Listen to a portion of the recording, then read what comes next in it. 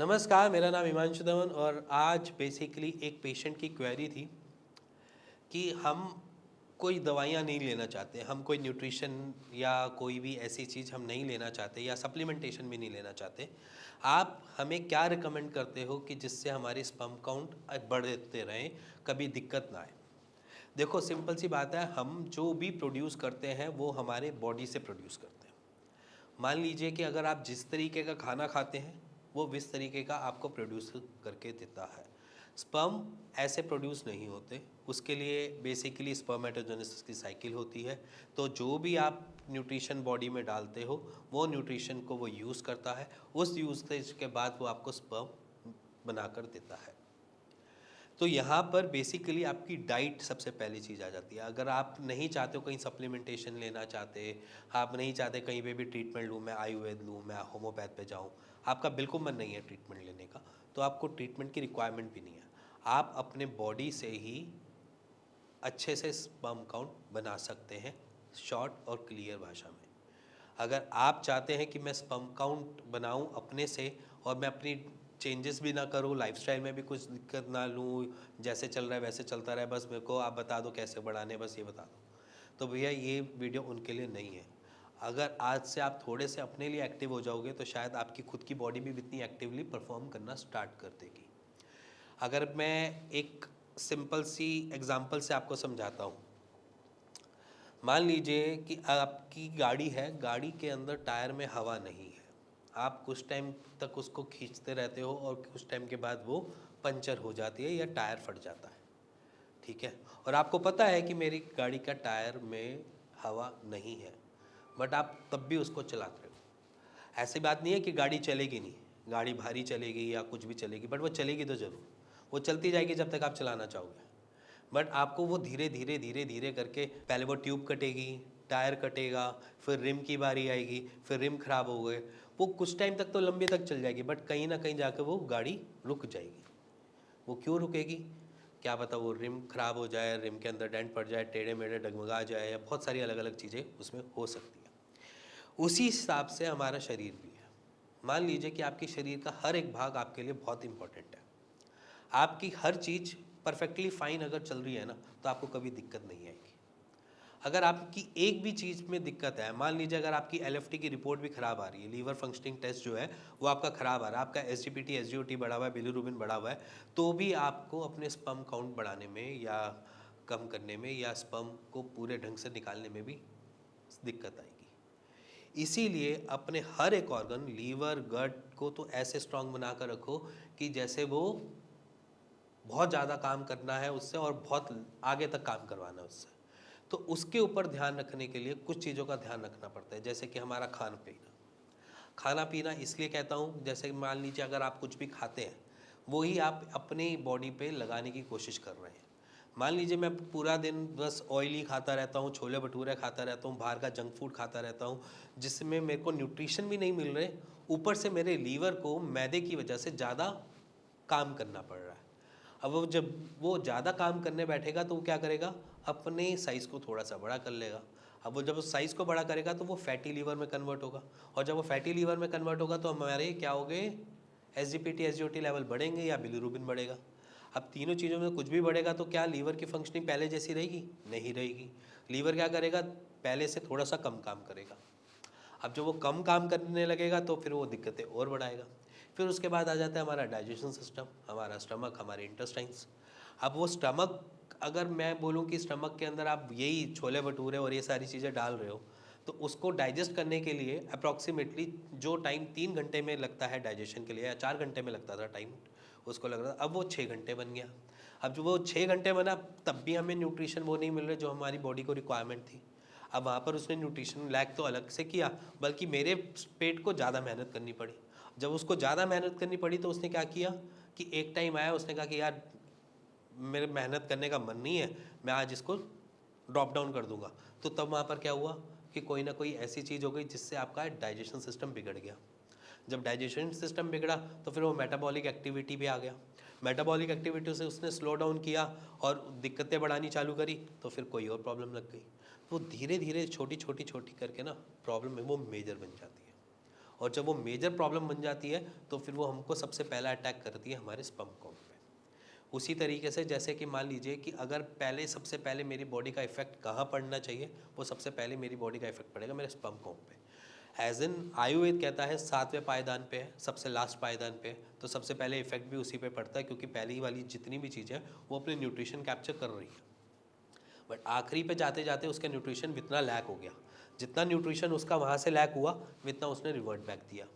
अब revert back में अगर मेरा लीवर अच्छे से काम कर रहा है, मेरा स्टमक अच्छे से काम कर रहा है, मेरी इंटेस्टाइन बढ़िया से काम कर रही है, तो मेरे को कभी वहाँ पर लो स्पर्म काउंट की कैटेगरी में खड़ा ही नहीं होना पड़ेगा। तो इसीलिए खाना हमेशा ज़्यादा फाइबर वाला इंटेक करो, जिससे आपकी लीवर को, आपके स्टमक को, आपके इंटेस्टाइन को मेहनत कम करनी पड़े। पहली चीज़ डाइट से रिलेटेड मैं जो बात बता रहा हूँ, काम कम करने से वो एक्टिव रहेंगे, ठीक है। और अगर आप काम ज़्यादा लोगे तो उससे वो आपके शरीर को भी और अपनी को भी एज ए ऑर्गन भी वो अपने काम से लैग करेंगे, अपने काम को छोड़ेंगे। मान लीजिए आपको एक और एग्जांपल से समझा देता हूँ। जैसे आप एक किसी ऑफिस में काम कर रहे हो, ऑफिस में आपके पास काम सही है, आपके लाइक बराबर है, जब तक आपके लिए बराबर है वो काम चलता रहेगा, बढ़िया से चलता रहेगा। बट जैसे ही आपका कोई साथी छोड़ के चला जाता है, उसका काम आपके ऊपर आ जाएगा, तो आपके अपने काम की क्षमता भी कम हो जाएगी। यही तरीका है, या यही समझ लो कि इसी तरीके से हमारा शरीर भी चलता है। कहीं पे भी काम की बढ़ोतरी होगी तो वहाँ पर काम चोरी भी होगी। तो काम इतना ही दो जितना वो झेल पाए, जितना वो काम कर पाए। अगर काम का बर्डन ज़्यादा दे दिया उसको, तो कहीं ना कहीं तो वो लैग करेगा, और जब वो लैग करना चालू करेगा तो शरीर पे असर डालेगा, और शरीर पे सबसे पहले असर आपके स्पर्म काउंट पे डालेगा। तो इसीलिए मैं कहता हूँ अपने लीवर का ध्यान रखना चालू कर दो, अपने स्टमक का ध्यान रखना चालू कर दो, अपनी इंटेस्टाइन का ध्यान रखना चालू कर दो, वहीं पर ही आधी चीज़ें सॉर्टेड हो जाएंगी। आपको कहीं दवाइयों की ज़रूरत नहीं पड़ेगी, किसी भी पैथी में जाने की ज़रूरत नहीं पड़ेगी। इसी के साथ साथ अपनी व्यायाम की बारी आती है। अगर मान लीजिए अगर मेरी सारी चीज़ें सही काम कर रही है ना, तो मैं एक्टिव भी फील करूँगा। एक्टिव फील करूँगा तो मैं एक्सरसाइज भी करने जाऊँगा, मैं सारी चीज़ें भी करूँगा। सोचूंगा कि सुबह जल्दी उठ के मैं ज़रा दौड़ लगा लूँ, क्योंकि शरीर में इतनी एनर्जी है कि मैं कहीं ना कहीं तो यूज़ करूँगा। जब मेरी डाइट ऐसी होगी, हल्की होगी, सारी चीज़ें होगी, तो मैं अपने से भी कोशिश करूँगा कि मैं भाग दौड़ कर लूँ। ना चाहते हुए भी करोगे आप, चाहोगे कि भैया लिफ्ट जहाँ पर भी लगी आप लिफ्ट ना यूज़ करके कहोगे चलो स्टेयर्स से चल लेते हैं यार, एक फ्लोर ही तो है, 2 फ्लोर ही तो है, खुद से ही बोला एक मन तैयार हो जाता है। तो समझो अपनी शरीर को भी, जहाँ पर आपने शरीर को समझ लिया ना, वहाँ पर चीज़ें आधी से ज़्यादा आपकी सॉर्टेड हो गई। आप बीमारी से क्या, बीमारी आपके आसपास छुएगी भी नहीं। तो इसीलिए एक्सरसाइज भी उतना ही इम्पॉर्टेंट है जितनी कि आपकी डाइट। अब मैं कुछ एक्सरसाइजेज होती हैं जिसमें मैं ये कहता हूँ कि आपको सुबह उठ के एक्सरसाइज करनी है, या ऐसे करो या वैसे करो, ऐसा कुछ नहीं है। आपकी कुछ नॉर्मल एक्सरसाइजेज होती हैं जिसको आप डेली रोज के उसमें भी परफॉर्म कर सकते हो।